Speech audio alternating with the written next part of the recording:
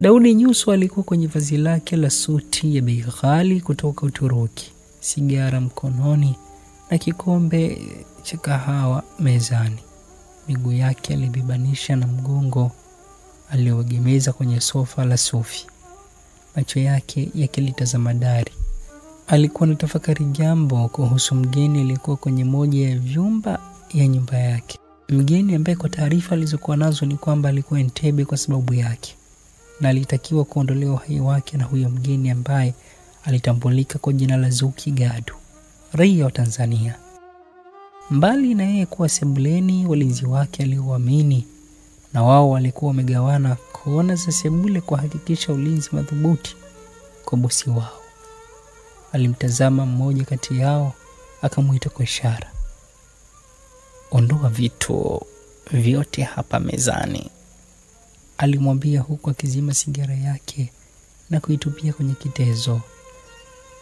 Kabla mlinzi hajaanza kufanya alichoelekezwa, tayari yeye alishainuka akapiga hatua kuelekea kwenye chumba kilichomhifadhi mgeni wake wa ajabu. "Bakini hapa sebuleni," aliwaamuru walinzi wake waliotaka kumfuata.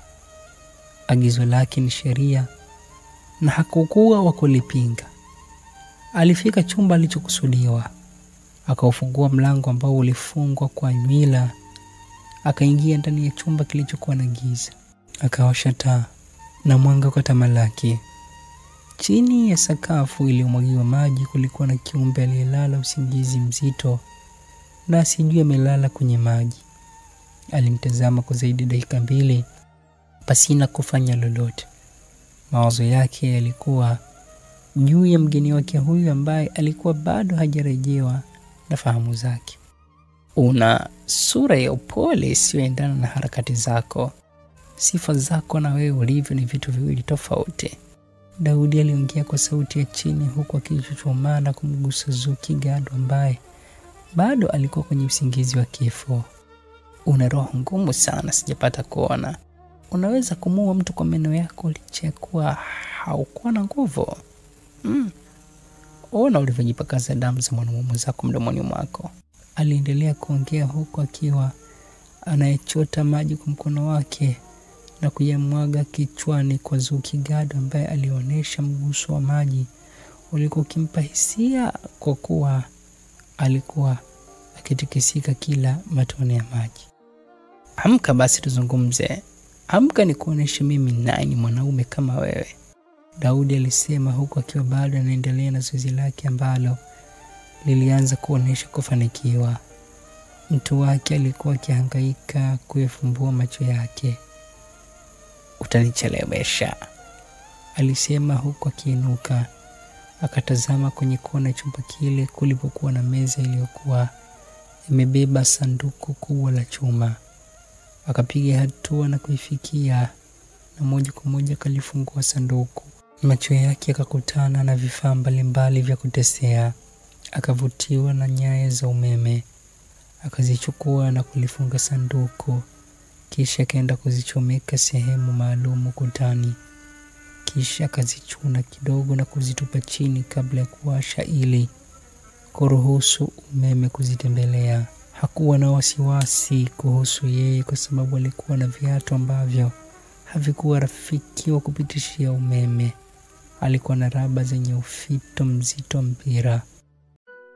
Hatuna muda kupoteza, ni mwendo wa bandika bandua, burudani juu ya burudani na simulizi ya Zuki Mwiba wa Chuma. Sehemu ya 5. Bahati Kisarwa Mwamba ndilo jina la mwandishi. Hii ni sauti ya Ibrahim Hussein na sisi ni Simulizi Club. Tunapatikana kupitia simu nambari 0743217523. Karibu katika sehemu ya 5. Kitendo cha nyaya za umeme kugusana na maji, umeme mkali ukasambaa haraka hadi alipokuwa Zuki Gadu ukamshitua kwa nguvu kubwa kiasi. Akazinduka haraka huku akiwa hana cha kufanya zaidi ya kuzisikilizia nguvu za umeme zilivyotesa mwili wake. "Hapo sawa," Daudi alisema huku akizima umeme na kutulia akimtazama mgeni wake ambaye alikuwa akihema kwa nguvu kubwa mithili ya mwenda mbio za masafa marefu. Naitwa Daudi Nyuso, alijitambulisha huku akichuchumaa kando ya uso wa Zuki ambaye alianza kurejewa na nguvu zake baada ya heka za kuamshwa na nguvu ya umeme. Mwili wake bado ulikuwa unatetemeka, lakini aliweza kuinua macho yake na kumtazama mtu alijitambulisha kwake. Najua unaitwa Zuki Gado, au tuseme unaitwa Miguu ya Gogo. Nitapenda kukuita hivyo, Daudi alisema huku akiarusha macho yake kwenye miguu ya Zuki. Akaachia tabasamu la dharau. Inawezekanaje wembamba wa miguu yako ndio uwe tishio wa maisha ya watu? Yaani hata kuku wangu wa kisasa wana supu miguuni kuliko wewe. Au mpo wawili? Aliuliza swali akimalizia kwa kucheka kicheko cha kinafiki. Miguu ya Gogo, hebu niambie, umetumwa na nani kuniua? Alisema huku akimgusa. Simjui mimi. Si kanuni yangu kumjua anayenituma, ila ni kanuni yangu kumjua niliyetumwa, Zuki alijibu huku akifanya jitihada za kuinuka na kukaa kitako bila kujali alikuwa akikaa kwenye dimbwi la maji. Basi nipo hapa, unaweza kuniua, Daudi alisema huku akijipiga kifuani na macho yake makali yakitoa usoni mwa Zuki ambaye bado alikuwa anatazama chini pasina kumtazama mwenyeji wake. Kama umepata nafasi hii, hakikisha umeniua. Usiponiua sasa, hakika litakuwa kosa lako kubwa ambalo hutawahi kulijutia, Zuki alisema huku akiinua uso wake na kumtazama Daudi nyuso. Umelipwa shilingi ngapi? Nitakulipa mara 7 zaidi ili umuue aliyekutuma, alirusha ndoano yenye mnofo. Zuki alitabasamu kwa dhihaka kisha kamaliza kwa cheko kubwa. Nina kanuni zangu chache sana zenye manufaa. Nikishapokea pesa huwa sigeuki. Hata ungenipa utawala Uganda, bado sitaweza kubadili maamuzi yangu. Kama unayo nafasi ya kuniua, hakikisha umefanya hivyo na si janja unayotaka kuifanya, Zuki alimuonya. Basi sawa, ngoja nikuoneshe mimi ni nani, Daudi alisema huku akiinuka. Akapiga miguu chini mara 2 na kikatokea kitu ambacho Zuki Gado hajawahi kufikiria kukutana nacho maishani mwake. Wala hakuwahi kudhani zile soga za zamani, enzi ya sungura na fisi, zitakuwa na uhalisia kwenye maisha ya kidijitali. Ni nini hiki? Zuki alisema huku akiinuka haraka pale alipokuwa amejiweteka. Ule uchovu na maumivu yote viliishia wapi? Alichosikia kwa wakati huo ni mapigo ya moyo wake yalivyokuwa yakipiga kwa kasi kubwa mithili ya mdundo wa ngoma kwenye tamthilia za Ottoman. Daudi Nyuso alikuwa amepotea kimaajabu mbele ya uso wake na hakujua alielekea wapi. Amewezaje? Huyu ni mtu wa majini? Alijiuliza huku akikimbilia ukutani na kuegemea. Macho yakapata nafasi nzuri ya kukitazama chumba kizima na asimuone. Mimi ni zaidi ya jini bwana mdogo, utajisumbua bure kupambana na mimi. Sauti ilisikika lakini mzungumzaji asionekane. Hata upande sauti ilipotokea haikubashirika. Ni kama mzungumzaji alikuwa ameondoa mwangwe kwenye sauti yake kiasi kwamba usingeliweza kujua alikuwa akizungumza kiwa upande gani. Jito Zuki alitaka kusema kitu lakini haikuwezekana kabla ya pigo moja zito kutua kifuani mwake. Alimpiga hakumuona. Wakati akijiuliza mpigaji alikuwa upande gani, akashangaa akivutwa kwa nguvu na kutupwa chini kirahisi mithili ya gunia la mchicha. Akiwa anataka awahi kusimama, akashangaa anakula konde lingine safi lililoyatikisa meno yake ya mbele na kumwacha akichuruzikwa na mchuzi wa damu. Hii ni sauti ya Ibrahim Hussein na sisi ni Simulizi Club. Tunapatikana kupitia simu nambari 0743217523. Leo ni siku ya furaha kwangu, sitaki nikuue, endelea kukaa humu ndani hadi usiku wa leo nikuoneshe kwa nini niliwahi kuwa IGP muda mfupi zaidi kwenye historia ya dunia. Jiandae kuniambia alikutuma ni nani. Sauti ilisikika na kufuatiwa na vishindo vya mtu aliyekuwa akitembea kwenye maji. Muda mfupi baadaye mlango ulikuwa unabamizwa kwa hasira, na kwa sababu ya kubamizwa huko ukashindwa kujifungua vyema na ukabaki wazi. Naam, hii ni nafasi yangu pekee ya kutoka humu ndani, la sivyo huyo mchawi ataniua leo, aliwaza huko akiharakisha kukimbilia mlangoni. Alifanikiwa kutoka na kuanza kutembea kwa tahadhari, kuifuata korido ndefu iliyopambwa kwa mwanga mkali wa taa zenye kutumia kiasi kikubwa cha umeme.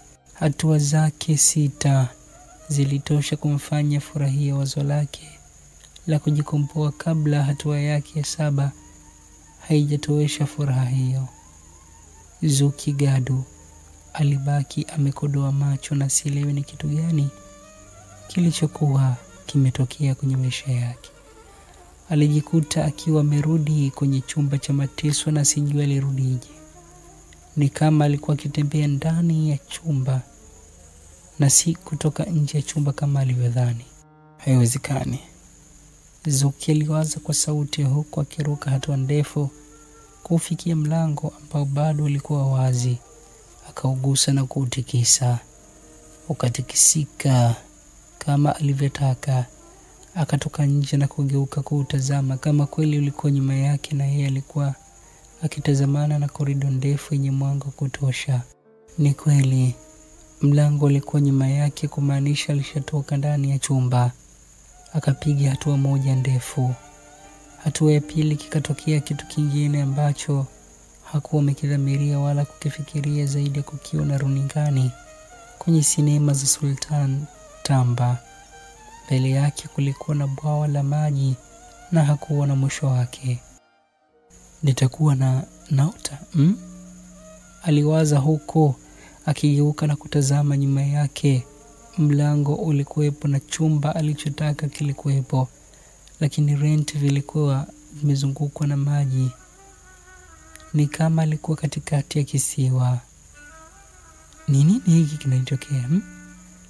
Alijiuliza huku akipiga hatua kadhaa na kurejea ndani ya chumba cha mateso. Akaurudisha mlango lakini hakutaka ujifunge. Akasimama katikati ya chumba na kufikiria cha kufanya, lakini kila alichojaribu kuwaza hakuona kama kutakuwa na msaada kwake. Kila kitu kilikuwa kigumu kwake kukabiliana nacho kwa wakati huo. Hapa si mahali pa kukaa hapa, aliwaza na kurejea kufungua mlango, lakini bado alikuwa katikati ya maji mengi ambayo hakujua yalitokea wapi na mwisho wake ulikuwa wapi. Vipo vifungo vingi, lakini kile kilikuwa ni kifungo ambacho kilimuondelea utimamu wa mawazo yake, kwa sababu kila kitu alichofikiria hakuona kama kitaweza kumsaidia. Hakuwa na namna zaidi ya kurejea ndani na kukaa juu ya meza huko akisubiri hatima yake. Alizidiwa ujanja na Daudi Nyuso. Wakati huu nimekutana na upinzani wa ujanja kuliko nidhaniavyo. Aliwaza huku akizungusha macho yake kwenye chumba kikubwa ambacho hakikuwa na samani zaidi ya meza alikuwa ameikalia. Wakati hayo yakiendelea kumkuta Zuki Gadu nchini Uganda, nchini Tanzania pia kulikuwa na jambo lingine linaendelea kwenye nyumba moja iliyokuwa maeneo ya Mbezi Mwisho. Montana alikuwa anatoka bafuni akiwa amejifunga mtandio mwepesi uliojichora umbo lake kama lilivyo. Uzuri wake uliongezeka maradufu.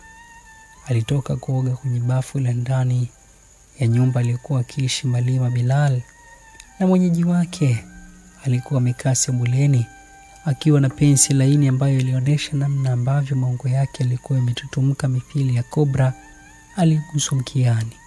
Hii ni sauti ya Ibrahim Hussein na sisi ni Simulizi Club, tunapatikana kupitia simu nambari 0743217523. Kwa wakati huo hakuna alichokuwa naelewa zaidi ya kumtazama Montana aliyekuwa akijifuta maji mwilini kwa namna ya kutikisa mwili na kufanya milima yake miwili iliyojifungasha nyuma kucheza kwa namna ya kuvutia. Kanga iliyokuwa mwilini Montana ikaanguka chini na kuliacha umbo lake kama alivyozaliwa. Alimgeukia Malima bila kujali alikuwa mtupu. Akaelegeza macho yake kwa namna ya kuonesha alikuwa na uhitaji mkubwa na mwili wa Malima.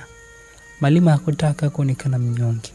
Aliinuka na kuivua nguo iliyokuwa imesalia mwilini mwake na kubaki kama alivyotoka tumboni mwa mamaye. Malima alijichekesha kama mgonjwa wa akili aliyeona sindano yenye dawa. Alikuwa haelewi yaendeleayo duniani zaidi ya kile alichotarajia kukifanya kwa Montana ambaye alikuwa akimfahamu kwa jina la Mary Miriam. Subiri kwanza mpenzi, mali yako hii utakula hadi usaze, sawa? Montana alilalamika kimahaba huku akizuia mikono ya Malima isiuguse mwili wake. Malima kaishia kugumia mithili ya gigedu. Kuna kitu nilikuuliza lakini hukunijibu mpenzi, Montana alisema huku akiagusa maungo ya Malima. Kitu gani Diam? Malima alisema huku akiweka jaribio la pili la kugusa mwili Montana na asifanikiwe. Ni nani mwenye ile pikipiki niliyokutaja namba zake? Walinibia ile mabwana. Montana alilalama kwa sauti ya kuzigusa hisia za Malima ambaye alitamani kukataa kutoa ushirikiano, na wakati huo alitamani kutoa ushirikiano ili asilikose umbo tata la mwanamke Montana. Daddy hawezi kuwa mwizi bwana. Ndo hawezi kuwa mwizi, Malima alijibu kwa sauti ndogo lakini ilipenya vyema sikioni mwa Montana. Daddy ni nani mpenzi? Rafiki yako?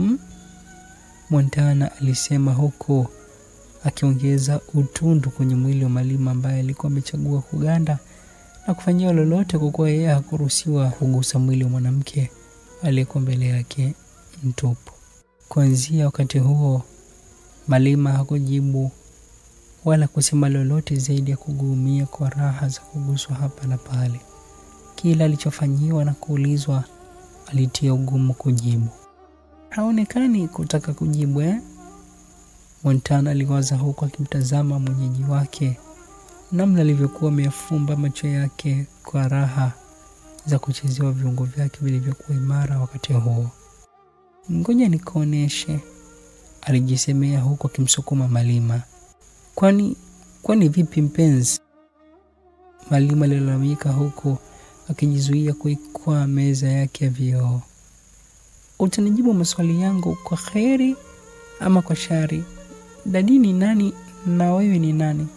Montana aliuliza akiwa na tabasamu usoni mwake, lakini sauti yake haikusadiki tabasamu lake. Kwani ndo unajienda naye gani mpenzi? Ona nilivyo, tafadhali nisaidie kwanza alafu nitakujibu maswali yako yote.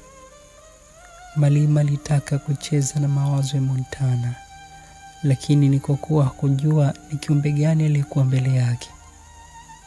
Pengine hujanielewa, utanijibu kwa heri ama kwa shari? Montana alisisitiza, lakini cha ajabu hakuwa akihangaika kusitiri mwili wake. Alibaki kama alivyo, huku bustani yake yenye rutuba ya kutosha ikiwa ni ufuniko pekee kwenye tonkito yake ambayo hakujali kusitiri hata kwa yabana mapaja. Unamaanisha nini? Malima aliuliza huku naye akili ikianza kumkaa sawa. Alianza kuhisi kuna kitu hakikuwa sawa, lakini shaka yake alipata akiwa nje ya muda. Mwanamke aliyekuwa mbele yake hakuwa kwenye kundi hilo alilohisi, na badala yake ikabidi amweke kwenye kundi la wanawake wenye kujua nini wanafanya na kujilaumu yeye kwa kuokota kila mwanamke bila kujiridhisha ni mwanamke wa aina gani. Nini kitaendelea katika mawindo hayo? Tukutane sehemu ya 6.